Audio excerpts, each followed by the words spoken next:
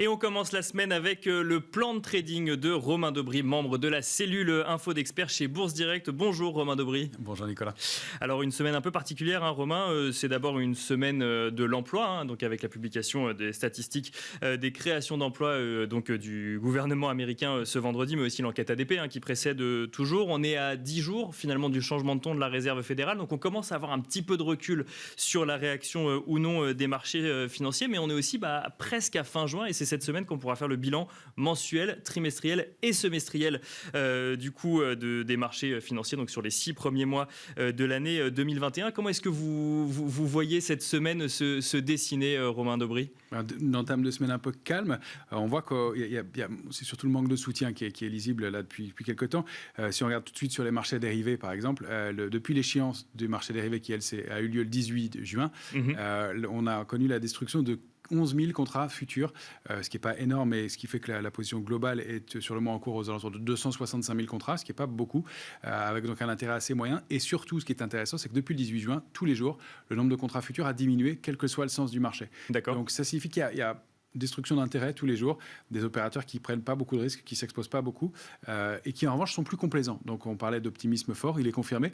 Ils sont moins couverts, moins protégés sur les niveaux actuels. Alors c'est compréhensible aussi compte tenu des niveaux et puis des zones de protection qui sont assez identifiées. Donc on a des petites zones précises sur le ratio de couverture sur le CAC, c'est 6003, 6004 où on a un peu de couverture et puis 6005, 6006 aussi où c'est un peu renforcé en option de vente.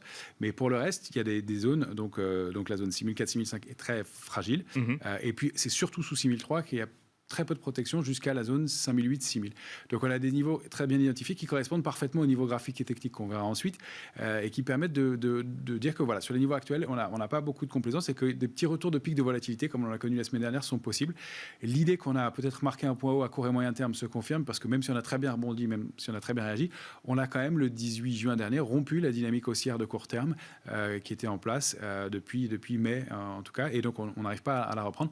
On voit qu'il y a des volumes par moment qui sont un petit peu plus soutenus dans les sessions de hausse, mais un marché qui n'est pas très fort. C'est donc, ça, un manque d'intérêt un peu sur les marchés financiers avec des volumes qui ne sont pas non plus énormes et un manque d'intérêt un peu global avec, quand il y en a, de l'optimisme. C'est ça, en fait. Et puis, le fait qu'il y ait cette idée de contre-pied un peu générale, permanent, donc beaucoup de techniques dans ce marché, des signaux de baisse la semaine dernière, pour lesquels on n'était pas très inquiet, mais pour lesquels on surveille des mouvements d'accélération baissière un petit peu plus marqués, donc en direction de 6350, par exemple, sur le futur CAC 40.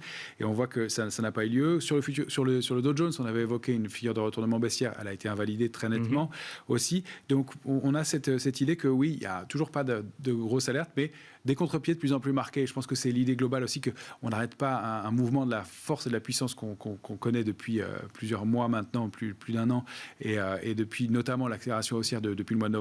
On ne l'arrête pas d'un coup comme ça, et pour l'instant, on n'a pas de signaux d'alerte et de figures de retournement baissière qui se mettent en place. D'accord. Juste des petite fébrilité, un marché un peu plus fragile peut-être sur les niveaux actuels, avec ces idées de contre-pied, beaucoup de trading et des petits pics de volatilité qui sont à surveiller, des marchés qui vont plus vite, et puis cette idée aussi de flight to quality. On voit que les opérateurs s'intéressent plutôt à des titres bien défensifs comme des Air Liquide, Sanofi.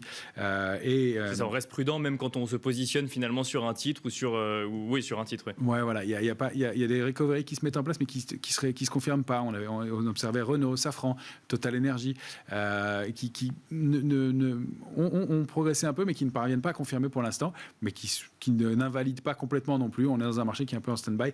Voilà, des investisseurs qui se laissent porter, qui ont du mal à payer les niveaux actuels, mais on sent qu'il y a toujours cette volonté de racheter tous les replis. Donc on est dans une logique un peu molle, et on s'en va peut-être vers un trading range, en fait, ouais. une évolution latérale pendant quelques temps, ce qui serait le scénario idéal pour digérer déjà les quasi 20% de hausse sur le CAC. On est à fin juin, donc finalement la période est plutôt bonne pour un calme sur les marchés financiers avant l'été. Bon, il y a quand même les publications d'entreprises qui arrivent bientôt, là, sous 10 jours, 2 semaines. On va avoir pas mal de grosses publications d'entreprises. Donc, ça peut peut-être faire bouger encore un petit peu les marchés avant le calme de l'été. Peut-être aussi. Alors, on voit qu'on s'intéresse plus à des indices comme le le Nasdaq qui surperforme depuis un mois, près de 5% de hausse, 4,80 de hausse pour le Nasdaq depuis un mois, alors que le Dow Jones, lui, sur un mois, alors j'enterre le mois, il n'est pas complètement terminé, mais il reste quelques jours, oui. Il reste quelques jours, mais moins 0,28 pour l'instant pour le Dow Jones. Donc on voit que les valeurs technologiques font bien l'objet d'intérêt à nouveau, et un mouvement de hausse qui s'est quand même confirmé. Donc voilà, toujours de l'intérêt. Toujours de l'intérêt. On voit effectivement cette rotation sectorielle continuer son mouvement. Vous êtes venu avec un certain nombre de graphiques, Romain, comme d'habitude. On a parlé du Dow Jones, on a parlé du Nasdaq, et on n'a pas encore parlé du S&P 500. Du coup, S&P 500, dont la tendance, elle, est toujours, se réactive finalement. Oui, tout à fait. On a franchi des niveaux techniques. On a passé donc un niveau de résistance important, et donc on voit, vous avez sûrement le graphique à l'écran, que on a au franchissement de 4228 points, on a réactivé, merci, la dynamique haussière, et on a réintégré le canal baissier. Vous voyez cette petite alerte de la semaine dernière. Oui, bien sûr. On a rebondi sur le niveau de 4167, et puis on a surtout franchi une résistance importante. Donc cette idée de contre-pied, on la voit bien ici, et à la réintégration du canal haussier. Donc pour l'instant, une invalidation du mouvement baissier. On bute sur une petite résistance intermédiaire à 4280 points, mais on réintègre la dynamique haussière. Encore une fois, même si on rompait ces alertes de court terme, ce serait pour des mouvements de 5 à 7% et rien de très méchant dans l'immédiat. Donc on revient sur ce canal haussier, sur le S&P 500. Il y a une autre thématique qui revient un petit peu sur le devant de la scène, qui avait été un petit peu laissée de côté, c'est les émergents. Et alors les émergents, que ce soit le Japon, la Chine ou Hong Kong même. Ou Hong Kong, voilà. J'ai zoomé sur le graphique du Hang Seng qui est intéressant. Ça, c'est un graphique de l'indice hongkongais Hang Seng, le HSI en hebdomadaire. D'accord. On voit qu'on a entamé, donc chaque bougie représente une semaine, et donc on voit qu'on a entamé une consolidation importante depuis mi-février, et qu'on a rebondi sur un niveau intermédiaire à 27 947, et que depuis on progresse et on s'approche d'une résistance à nouveau. Il y a une réactivation, ça fait partie des indices qui surperforment à court terme, au même titre que les marchés américains, et donc peut-être qu'on enregistrerait là une sous-performance et la fin de la surperformance en tout cas des marchés européens depuis quelques temps. Donc peut-être des réarbitrages de portefeuille. Des réarbitrages, d'accord, parce qu'on retrouve de l'intérêt finalement pour les émergents. Pour les émergents, on le pressentait, ça se confirme, alors que ça patine un peu plus sur les marchés européens dans l'immédiat. Et alors justement, ces marchés européens, donc on a parlé du CAC 40 tout à l'heure, on reviendra un petit peu plus en détail. Peut-être un petit mot sur le DAX également, qui est l'autre indice qu'on regarde très souvent quand même en Europe. Oui, on voit que le DAX, il ne bouge pas, ça c'est un graphique en journalier. On voit toujours, j'ai conservé l'ancienne structure d'élargissement en noir, et on voit qu'on est toujours au-dessus. Alors l'oblique violette que vous avez, c'est la borne haute du canal haussier de long terme, et ça fait maintenant depuis avril qu'on oscille autour de ce niveau-là sans s'en extraire. Donc c'est quand même très long. Alors on a vraiment un marché qui patine, et on aurait pu croire à des extensions, on est allé chercher une cible à 15 810, et on réintègre cette structure d'élargissement. C'est ça, on voit un biseau avec les deux lignes noires, c'est ça. C'est ce qu'on appelle un triangle inversé. D'accord. Alors il a été débordé par le haut, je l'ai conservé, mais c'est pas très bon de retourner à l'intérieur. Ça donne un peu de désorientation, un peu de mollesse sur le marché, et de revenir sur ces niveaux-là. Encore une fois, pas d'alerte, elle serait plutôt sous 14 950 l'alerte, donc on a encore un peu de marge, mais ça pourrait déclencher des mouvements de consolidation un petit peu plus marqués si on n'arrive pas à s'en extraire. On peut aussi s'orienter vers une consolidation latérale, mais en tout cas échec encore une fois du franchissement d'un niveau, donc c'est toujours un signe de faiblesse, et notamment sur le DAX qui lui sous-performe nettement depuis plusieurs semaines maintenant. Donc un DAX qui temporise, même tendance sur le CAC 40. Le CAC 40, pour le coup, lui, continue sa progression. Alors, effectivement, il temporise aujourd'hui, mais globalement, il continue sa progression. Lui, c'est un peu mieux, mais ça s'est arrêté. Comme on le voit, le graphique là, du futur CAC 40 en 14 heures, on le voit qu'il est dans une zone neutre qu'on avait identifiée la semaine dernière, 6583,5, 6652,5.